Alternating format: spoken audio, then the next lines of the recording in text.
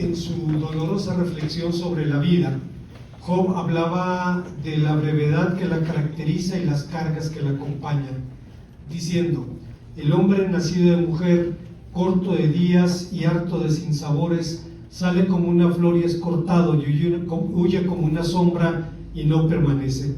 Ciertamente sus días están determinados, y tú has fijado el número de sus meses, le has puesto límite que no traspasará, y si tú lo abandonares, él dejará de ser, en tanto deseará como el jornalero su día.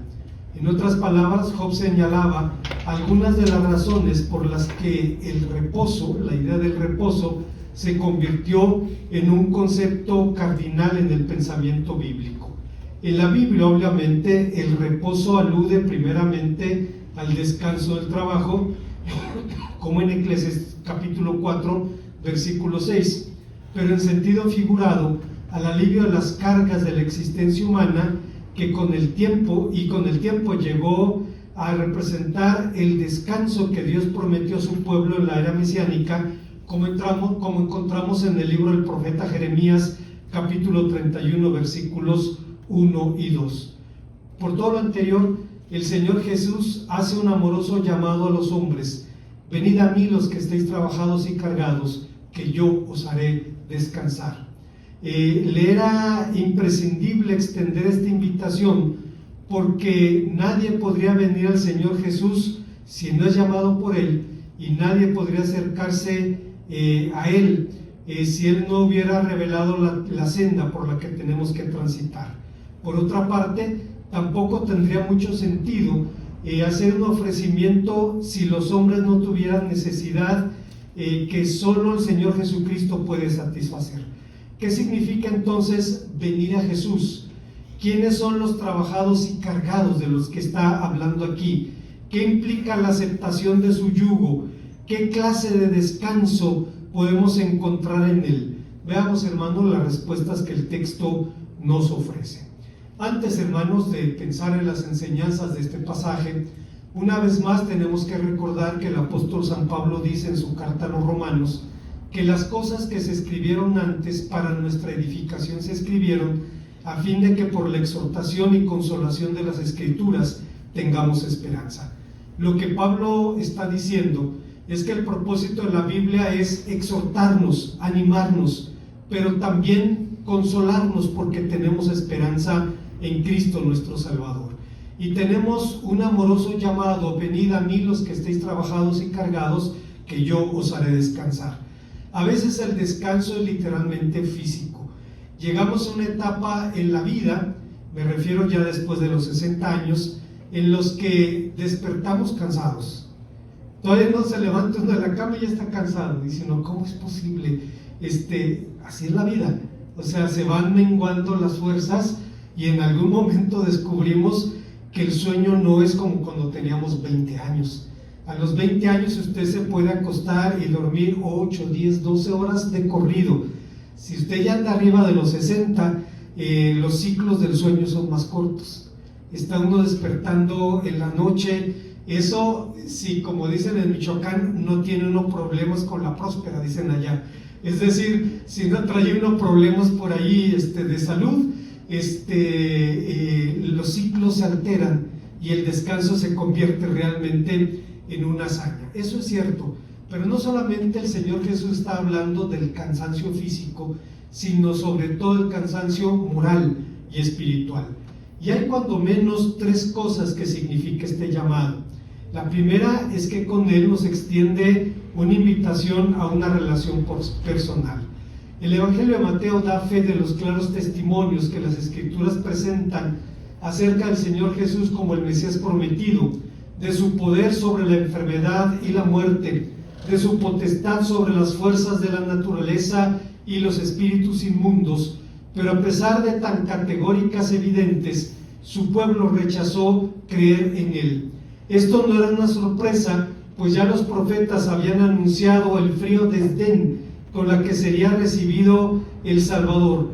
Así, durante el desarrollo de su ministerio, las palabras del profeta vieron cumplimiento en el escepticismo de las ciudades y en el ciego rechazo de las escuelas rabínicas caracterizadas por la envidia y la rivalidad de los escribas y de los fariseos, y el desprecio de los líderes de la nación. De modo que frente a semejante menosprecio, el Señor Jesús se volvió a los niños, a los pequeños, a aquellos que, sufriendo bajo las asfixiantes cargas del legalismo religioso, escucharon su amorosa invitación al descanso. Curiosamente, en el mundo judío existe una clara conciencia de la carga de los deberes religiosos, y hay una leyenda rabínica que dice que Rabí Koraj cuenta, cuando dice, había una mujer pobre que era viuda, cerca de mi casa, y tenía 2 hijas y un campo. Cuando empezó a arar, Moisés, es decir, la ley de Moisés, le dijo: no ararás con buey y con asno juntamente, Deuteronomio 22:10. Cuando empezó a sembrar, le dijo: no sembrarás semillas diversas, Deuteronomio 22:9. Cuando empezó a cosechar y hacer gavillas de trigo, le dijo: cuando olvides una gavilla en el campo, no vuelvas para recogerla, Deuteronomio 24:19. Ni cegarás el campo hasta el último rincón, Levítico 19:9. Empezando a desgranar, le dijo: dame la ofrenda elevada y el primer y segundo diezmos. Aceptó la orden y se los dio. ¿Qué hizo la mujer? Vendió el campo y compró 2 ovejas para vestirse con su lana y obtener dinero por la cría. Cuando tuvo la cría, Aarón, es decir, las exigencias de los sacerdotes, vino y le dijo: dame los primogénitos. La mujer aceptó la decisión y se los dio. Y cuando llegó el momento de la esquila, vino Aarón y le dijo: dame las primicias de la lana y de las ovejas, Deuteronomio 14:18. Entonces la mujer pensó: no puedo rebelarme contra este hombre. Dice: mataré las ovejas y me las comeré. Entonces vino Aarón y le dijo: dame la espaldilla, la quijada y el cuajo, Deuteronomio 18:3. Entonces la mujer dijo: ni aun después de haber matado me libro de ellas, las consagraré. Aarón le dijo: entonces me pertenecen por completo. Y tomando los animales, dejó a la mujer llorando con sus hijas. Esta leyenda lo que quiere representar es las cargas religiosas que agobiaban a los creyentes de aquel tiempo. Pero no solamente se trata de un problema judío. Existen personas, por ejemplo, que predican que la salvación se pierde. Yo recuerdo a mi hermana Marta Piña, que me comentaba en alguna ocasión, dice: yo crecí en una iglesia donde se enseñaba que la salvación se pierde, y en algún momento, por alguna razón, su pastor le dijo a la hermana Marta: ya perdiste la salvación, estás condenada. Y dice la hermana: eso me dio coraje.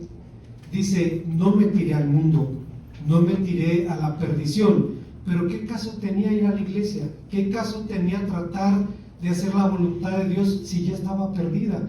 Dice: entré en una situación de rebeldía, y afortunadamente después, conociendo mejor la palabra de Dios, me di cuenta: no, eso no es cierto, la Biblia no enseña eso. Y dice: y pude descansar en la gracia de Dios, quien me ama no por lo que soy, sino a pesar de lo que soy. A veces las cargas religiosas hacen que las personas traten de lograr lo imposible, y por esa razón el apóstol San Pablo decía: ya que por las obras de la ley ningún ser humano será justificado. No se trata de lo que hacemos, no se trata de lo que dejamos de hacer, ni siquiera se trata de lo que somos. Se trata de lo que Dios es, y de que a pesar de lo que somos, nos ha aceptado y nos ha amado, y nos asegura que estamos en el hueco de su mano y nadie nos podrá arrebatar de allí. Como Matthew Henry decía: nuestro Salvador ha invitado a todos los que trabajan fuerte y están cargados para que vengan a Él. En algunos sentidos, todos los hombres estamos cargados. Los hombres mundanos se recargan de preocupaciones estériles por las riquezas, por los honores. Alegre y sensual se esfuerza en los placeres. El esclavo Satanás en sus propias pasiones es siervo esclavizado, el siervo más esclavizado de la tierra. Los que trabajan duro por establecer su propia justicia, también trabajan en vano. El pecador convicto está muy cargado de culpa y de terror, y el creyente tentado y afligido tiene trabajos duros y cargas. Cristo los invita a todos a que vengan a Él y tengan reposo para sus almas. Él solo hace esta invitación a que los hombres vengan a Él cuando sienten la culpa, la carga, la miseria, y podemos encontrar reposo en Él. Así pues, es deber e interés de los pecadores trabajados y cargados venir a Jesucristo. Este es el llamado del Evangelio. Cualquiera que quiera, venga. Todos los que así van a recibir reposo como regalo de Cristo y obtendrán la paz y el consuelo de su corazón. Hay diferentes cosas, hermanos, que pueden cargar a los seres humanos. La culpa. La culpa es una situación que consume a las personas. Había comentado hace algún tiempo de un querido amigo que en alguna ocasión supo que iba a ir a la Ciudad de México a dar una clase al seminario, y me llamó y me dice que quiere hablar conmigo mientras yo estaba allí. Nos vimos en el comedor del seminario a la hora del desayuno, y entonces él dijo: no tiene caso que busque consejos si no voy a ser sincero, hice esto. Y empezó a hablar de sus cargas morales. Y le pregunto: ¿ya le pidió perdón a Dios? No. ¿Cuánto hace que pasó eso? Hace 5 años. ¿Ya le pidió perdón a Dios? No. ¿Por qué? Dice: porque cuando lo estaba haciendo no quería dejar de hacerlo. Dice: y ahora me da vergüenza. Me da vergüenza decirle al Señor lo que hice. ¿Y usted cree que Dios no lo sabe? ¿Usted cree que Dios no lo vio? Claro que lo sabe, pero necesita nuestra confesión como un reconocimiento de que estamos de acuerdo en su concepto de pecado. Curiosamente, la palabra confesar es la palabra griega homologeo, que nosotros usamos cuando decimos estamos homologando, estamos igualando. Si homologueo significa decir lo mismo. Confesar nuestros pecados es decirle a Dios: estoy de acuerdo en tu definición de pecado, estoy de acuerdo que lo que he hecho está mal, pero también estoy de acuerdo en que tú eres amplio en perdonar y que tú puedes tomar mi pecado y arrojarlo al fondo del mar y nunca más acordarte de él, y tomar mis temores y mis angustias y hacer exactamente lo mismo y recordarme que estoy en el hueco de tu mano. Recuerdo un sermón de Adrian Rogers, quien, hablando de este pasaje, decía: cuando el Señor Jesús dice basta cada día su propio afán, lo que está diciendo es que si un camión carga 2 toneladas, debemos cargarla con 2 toneladas, no podemos cargarla con 3 o con 4. Si cargamos con el afán de hoy y el afán de mañana, no podremos sobrevivir al mañana, no podremos vivir el mañana.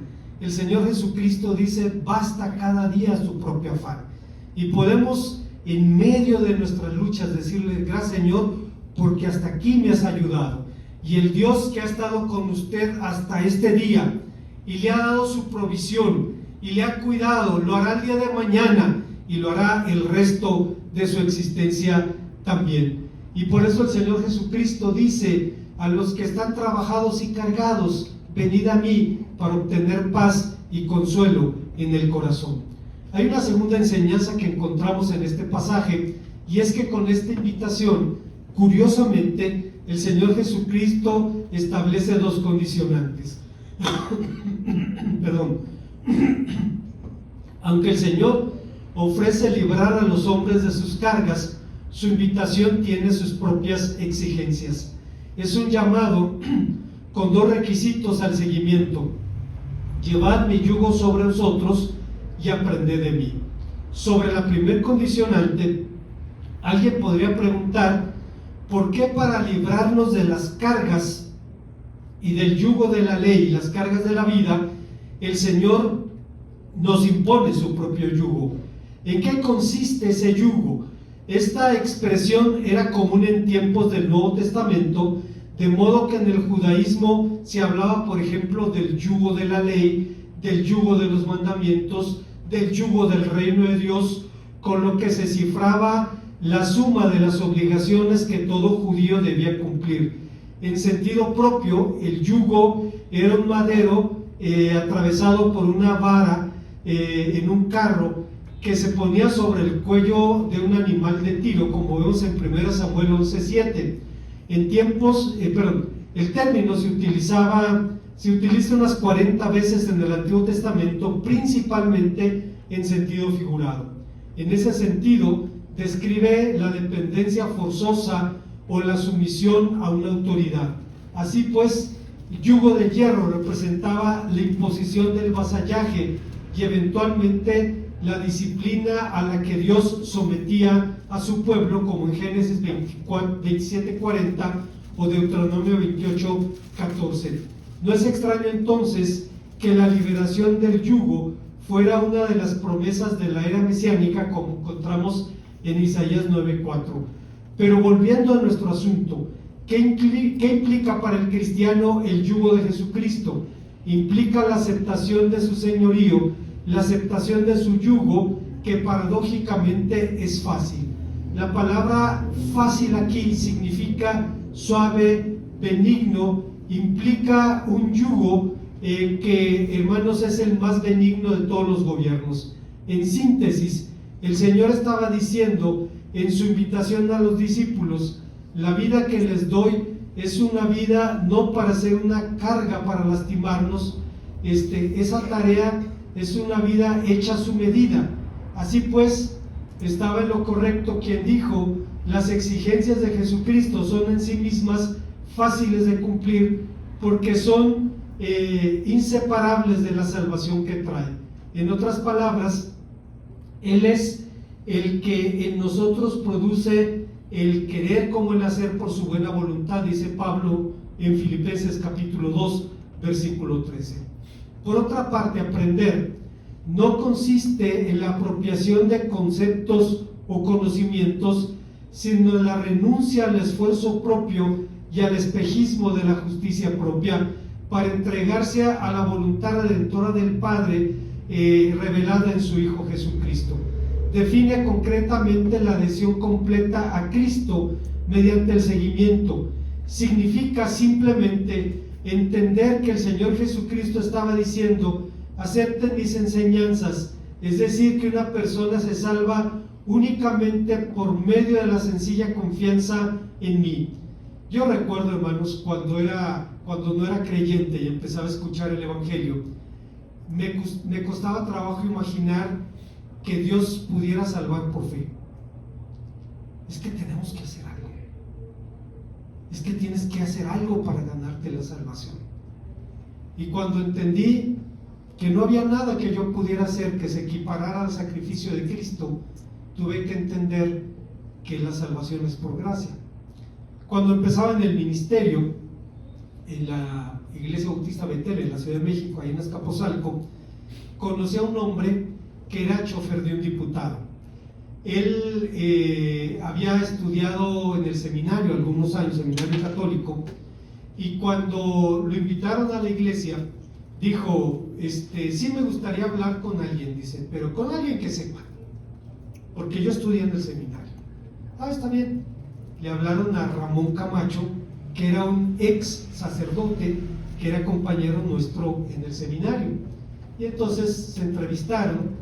Decía este hombre, este chofer, decía: yo como mi patrón, dice, a mí no me gustan las tablas, no me gusta empatar, o le gano o me gana. Ok, está bien. Se reunieron y en 15 minutos se le acabaron los argumentos, mientras que Ramón le hablaba de la Biblia, le hablaba de su propia experiencia, y lo llevó a Efesios capítulo 2 versículos 8 al 10. Por gracia sois salvos por medio de la fe.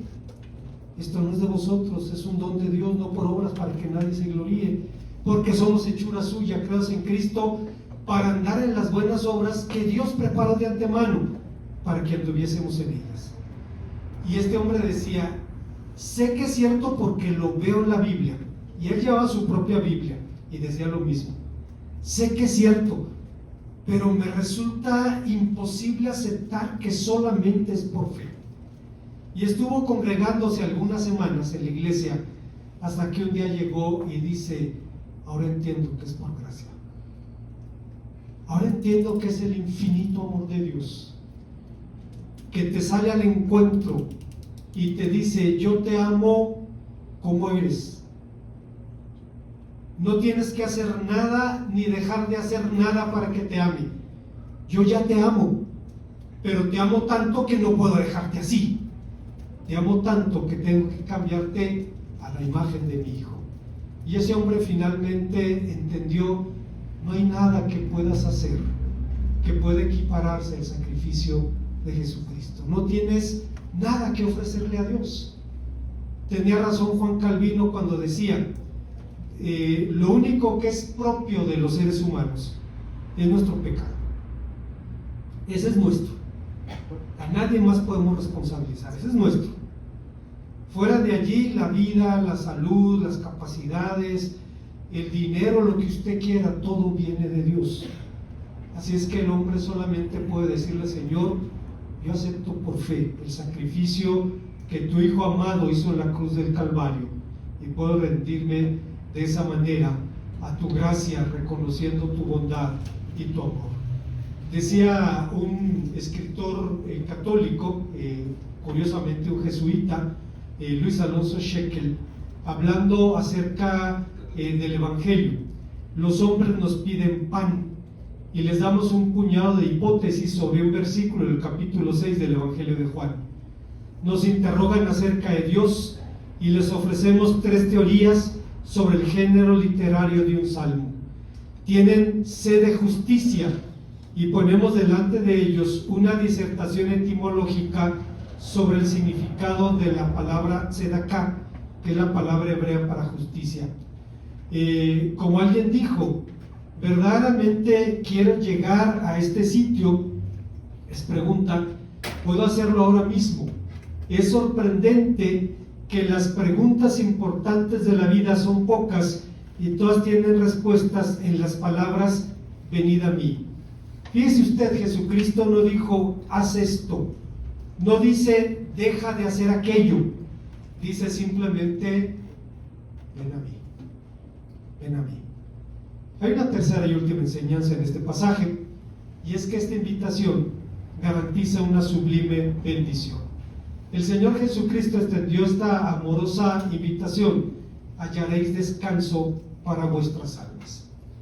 Yo me conmuevo mucho al recordar cuando el hermano Estrada empezaba a ir al Rosario y vivía nuestro hermano Dolores, que ahora está con el Señor. Dice, postrado en su cama, casi inconsciente, y que su familia dice: hemos visto un cambio en él. Así en su postración, dice: vemos un cambio en él. Decía el hermano Jesús, él me dijo, dice: antes las noches eran aterradoras para mí, porque tenía miedo de morirme y no sabía qué iba a hacer de mí. Dice: desde que recibí a Jesucristo, las noches son para descansar. Y si no despierto, yo sé dónde voy a despertar. Y yo sé con quién voy a despertar. Y decía, y hemos visto una transformación de un hombre que seguía postrado, pero había encontrado la paz que Jesucristo ofrece. Hallaréis descanso para vuestras almas. La razón de semejante promesa es evidente. Aquellos niños, los sencillos de corazón que escucharon el llamado de Jesús, estaban agobiados por las cargas de la ley que los rabinos hicieron imposible cumplir. El problema no radicaba en la ley, sino en las codificaciones que los rabinos hicieron de ella, ignorando que dicha ley tenía como misión suprema servir de guía a los hombres en el camino a Cristo, como dice Gálatas 4, 24 al 26. A final de cuentas, hermano, hermana, el propósito de la ley es la vida. Es la vida. ¿O no dice el libro de las bendiciones y de las maldiciones? Deuteronomio 28, si mal no recuerdo. He puesto delante de ti el camino de la vida, el camino de la muerte. Escoge pues el camino de la vida para que te vaya bien, para que seas de largos días en la tierra que el Señor tu Dios te da. El propósito de la ley es la vida.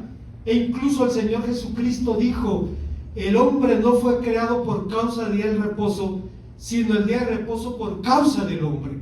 El propósito de la ley, a final de cuentas, era llevar a los hombres a Cristo.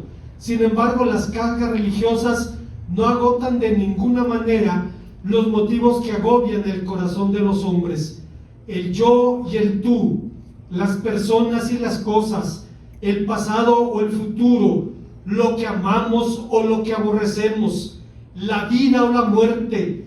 Todo pueden agobiar el corazón de los mortales y hacer necesario atender el amoroso llamado del Señor Jesucristo. En este llamado el Señor invita a aquellos que verdaderamente están cansados y agobiados para encontrar en Él el verdadero alivio para nuestras cargas. Una vez que hemos aceptado el yugo del Señor Jesús, la confianza sencilla y la obediencia nacida de la gratitud son verdaderamente placenteras. Dicha obediencia trae paz, porque quien vive esta vida ya no es esclavo y llega a ser verdaderamente libre. Sirve a su Señor espontánea, amorosa e entusiastamente. Pero esta promesa no solo ofrece descanso, sino una verdadera renovación. Pero, ¿de qué manera hace el Señor Jesucristo descansar a los hombres?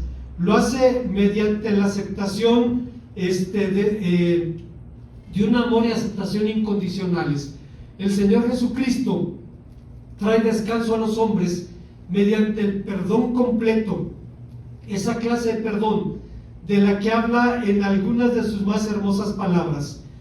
Y volviendo en sí, dijo, estamos hablando de la parábola del hijo pródigo: ¿cuántos jornaleros en la casa de mi padre tienen abundancia de pan y yo perezco de hambre? Me levantaré e iré a mi padre y le diré: Padre, he pecado contra el cielo y contra ti, ya no soy digno de ser llamado tu hijo, hazme como uno de tus jornaleros. Y levantándose vino a su padre, y cuando estaba de lejos lo vio su padre, y movido a misericordia corrió y se echó sobre su cuello y le besó. Y el hijo le dijo: Padre, he pecado contra el cielo y contra ti, no soy digno de ser llamado tu hijo. Pero el padre dijo a uno de sus siervos: sacad el mejor vestido y vestidle, ponedle anillo en su mano y calzado en sus pies, y traed el becerro gordo y matadlo, y comamos y hagamos fiesta, porque este mi hijo era muerto y ha revivido, se había perdido y ha sido hallado. Y comenzó a regocijarse. Es una parábola en la que el hijo tenía el discurso preparado, sabía las palabras que le iba a decir a su padre, y no pudo completar su discurso, porque simplemente el padre lo envolvió, lo abrumó en su amor, y finalmente le dice a uno de sus siervos: hagamos fiesta, porque estaba muerto y ha revivido, estaba perdido y ha regresado. Y empezaron a regocijarse. El Señor Jesucristo trae descanso a los hombres mediante la bendición de la paz, descrita por el apóstol San Pablo como un don de Dios que sobrepasa todo entendimiento. Al respecto, alguien dijo: esto no significa que la paz sea un misterio de tal índole que la mente humana no pueda entenderlo, lo cual en cierto sentido es verdad. Significa más bien que la paz que Dios da a los hombres es tan preciosa que la mente humana, con todas sus capacidades, conocimiento y penetración, no puede inventarla, encontrarla o producirla. Está absoluta y enteramente más allá de la capacidad del hombre en lograrla por sí mismo. Esta paz nunca puede ser un producto humano, solo es un don de Dios, y el camino hacia la paz es llevar todo lo nuestro y lo que queremos y depositarlo confiadamente en las manos de nuestro Dios en oración. Finalmente, trae descanso a los hombres mediante la esperanza.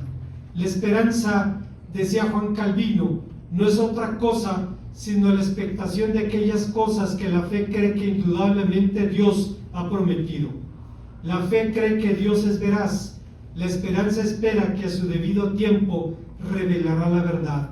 La fe cree que Dios es nuestro Padre. La esperanza espera que siempre nos trate como tal. La fe cree que nos ha sido dada la vida eterna. La esperanza espera que llegue el momento en que podamos gozar de ella. La fe es el fundamento en el que reposa la esperanza. La esperanza alimenta y sostiene la fe, porque como nadie puede esperar cosa alguna de Dios si antes no ha creído en sus promesas, de la misma manera es necesario que la fragilidad de nuestra fe sea mantenida y sustentada pacientemente a fin de que no desfallezca.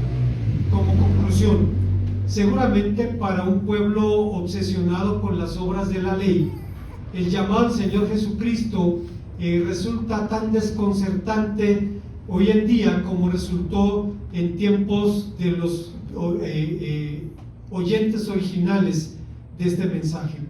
Por tal motivo, Bonhoeffer dijo que la respuesta a su llamado, que la respuesta que el Señor Jesucristo espera de su llamado, diciendo: cuando exigió al joven rico la pobreza voluntaria, él sabía que solo era posible obedecer o desobedecer. Cuando Leví fue llamado a dejar la oficina de las contribuciones, cuando Pedro fue llamado a abandonar las redes, no cabía duda de que Jesús tomaría en serio este llamado. Debía abandonarlo todo y seguirlo.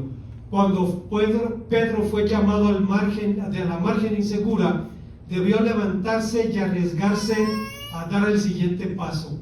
En todo esto solo se requería una cosa: la confianza en la palabra de Jesús, considerarla como un terreno más firme que las seguridades de este mundo. En aquella época, los poderes querían situarse entre la palabra de Jesús y la obediencia siguen siendo tan grandes. La razón disputa, la conciencia, la responsabilidad, la piedad, la ley misma, la autoridad de las Escrituras intervenían para advertirnos de este extremo, de este fanatismo anárquico. Pero el llamado de Jesús se abrió paso a través de todo esto y se impuso la obediencia. Era la palabra de Dios mismo lo que exigía la obediencia sencilla. La obediencia sencilla,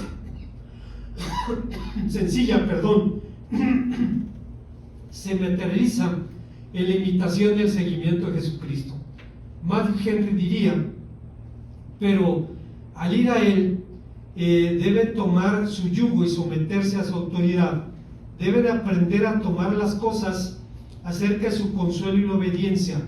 Él acepta al siervo que está dispuesto, por imperfecto que sea su servicio. Así podemos hallar reposo para nuestra alma.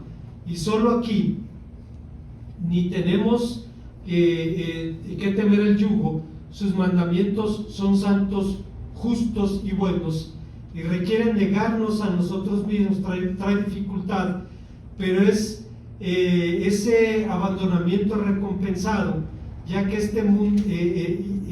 ya en este mundo, por la paz y el gozo interior.